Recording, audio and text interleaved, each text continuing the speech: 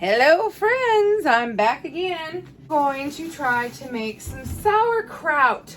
It's been years since I've done this and I'm excited. I have some cabbage that I've been storing for probably a couple months or more in the refrigerator and it needs to be used up. And a little trick for you, if you wrap it in plastic wrap before you put it in your cold storage, your refrigerator, then it will last a lot longer. And the other day, my dad and mother surprised me with my maybe great grandmother's 5-gallon crock. I'm real excited to have that passed down to me and to be able to use it. First, I'm gonna peel off all these outside layers. I'm just gonna put them off aside here into my chicken scrap bucket, and then I'm just gonna kind of do some trimming. First, you gotta scrub everything down, get it nice and good and clean. My hands look dirty. I love my KitchenAid attachment, but for whatever reason, it always has to initiate me and I always have to get the stains all over me.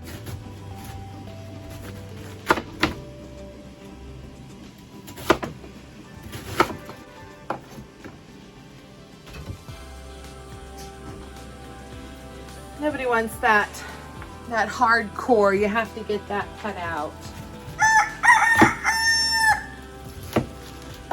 My aunt actually has a true kraut cutter that was her husband's family that they inherited, and she did offer to let me borrow it, but you know, I'm one of those people where last minute I decide, oh, today's the day I'm gonna do this or that or whatever.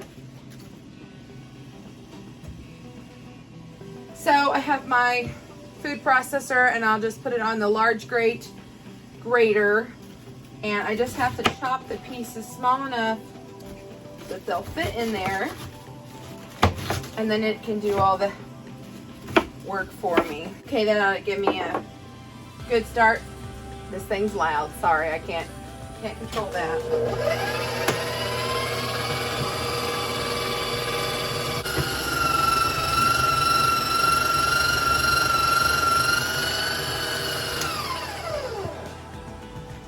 Go ahead and bring that closer so you can see. It just kind of finely shreds it. And to me, that'll work perfect for what I need. And I'm not gonna bore you through me doing this. So I've got that head done. We'll go ahead and weigh it real quick. See if I can bring it down here real quick. And it's must have been about 5 pounds. Because don't forget, we had to take out for the bowl what it weighed. And it was like 1 pound, 7 point some ounces. So, all right, 5 pounds. So I'll throw that in my crock. A tablespoon for every 2 pounds. So that's 2 tablespoons. And then 1.5 teaspoons.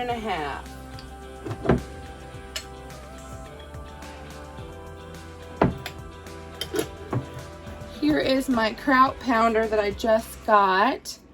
I got it from Amazon. You just squeeze it. Basically, I'm just kind of beating it up and bruising it.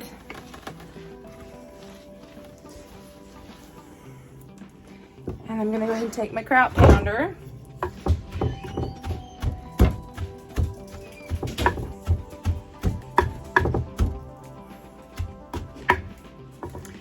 And I'll beat it up, and then I'll do another cabbage, and I'll just keep layering this, and then I'll bring you back. So I ended up doing 3 heads of cabbage, and they just kept getting bigger and bigger. 19 pounds I have in here, and that's good. I have 1 head left I could use, but I think I'm just gonna hope to keep it in the fridge a little longer and cook with it. This is what it looks like at this point. Kraut pounder is a bit of a workout, so I'm gonna let this set while I go do evening chores. I'm gonna guess half hour and a half. Depends on if I decide to sit down and put my feet up for a second, but Anyway, I'll come back and hopefully some of the natural juices will come out even further than they have at this point, and we'll go to the next step.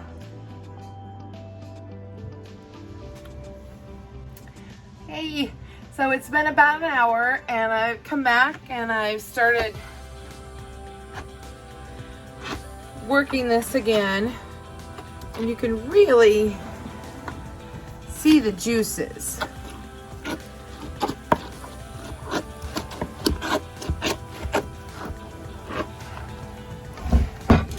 Take a little bit of it in my hand. You really see that squeeze. So next I'm going to try to clean everything up, wipe it off the sides, and push it down under this liquid.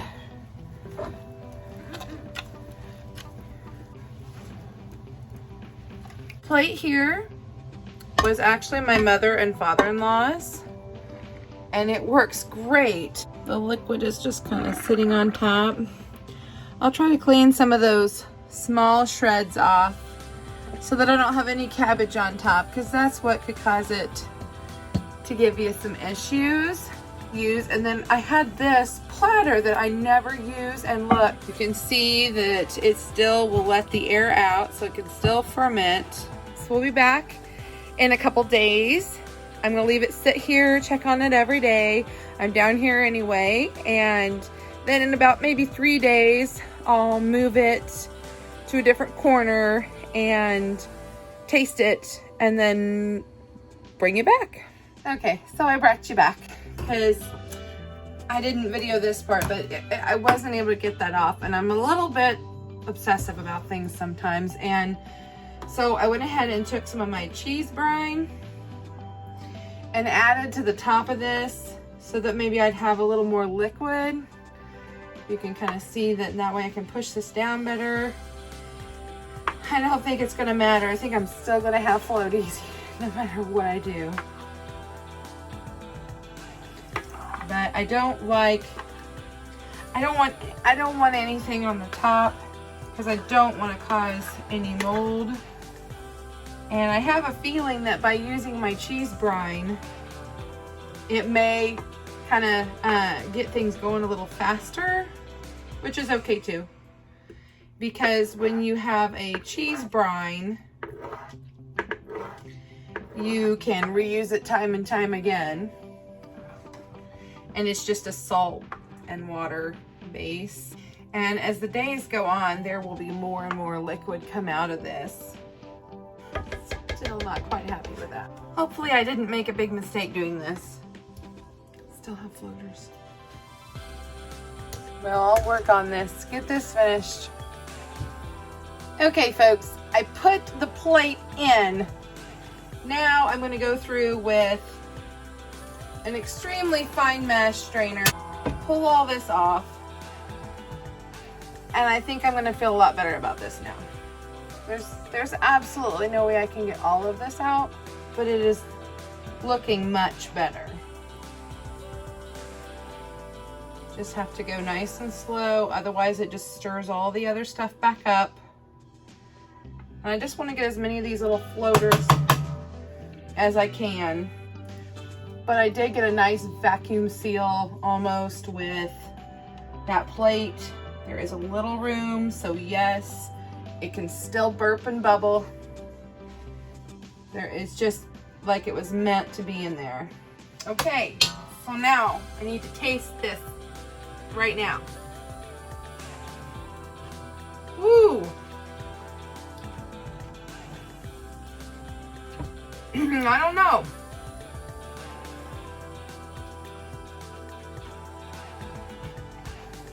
I may have gotten carried away with the salt. I will probably have to rinse this before I can it.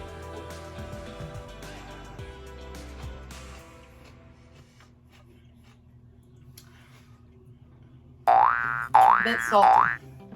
I should probably explain myself a little bit here.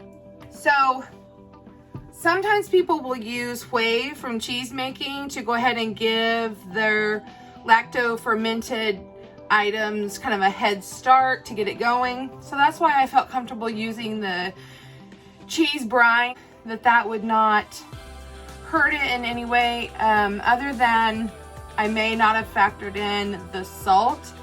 The brine mixture that you would use for fermenting probably is a little bit different than what you would use for brining cheese. So that could be part of why it was so salty to me, but we will tell after a while. And I can always rinse it and make a fresh brine for storage, whether I use it in canning or if I just keep it in the refrigerator. And I've actually even frozen sauerkraut before. So it's all tucked away, and we'll just keep checking and tasting. Okay, so I'm going to kind of show you some pictures of the progress of what was happening throughout a week's time, 10 days time. In the very beginning, it was starting to move and it was bubbling and it was doing everything, all the good things. See the nice fizzy bubbles. This is the fermentation process. I did end up moving it to that corner, and when I did that, it was still very active, but it was almost exploding, and I didn't like all that cabbage being above the water. That's why I ended up putting that brine in there anyway, and found that I just forgot to put on a weight. So I ended up just getting a jar of water and putting that on top of it. So this actually worked really good for a weight. I didn't see much more action happen over the next several days. There was kind of a bad odor. I don't know if it was because of the brine that I added, but I'm excited to get to the next step here. Okay, so it's been 13 days. I had planned on 10 days, but I got tired and put it off. Okay, the smell is pretty mild.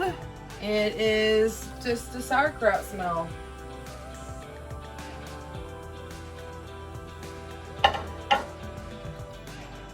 And I think I want to stir it all up. Okay, this very much has the color that I'm looking for. And it doesn't really have a huge smell, but in case it's too salty, I thought maybe I'd strain some of it. Well, let's go ahead and taste it.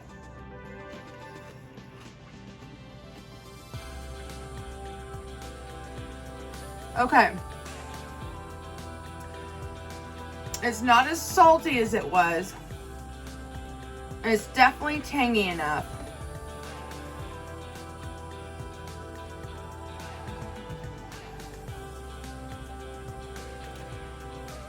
I do get a little hint of the cheesy brine flavor, but I think it's going to be really good.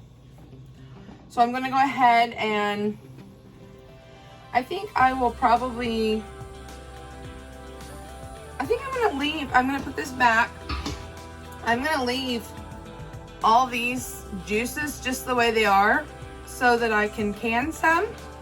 And then I'm going to put some in the refrigerator. So there you go.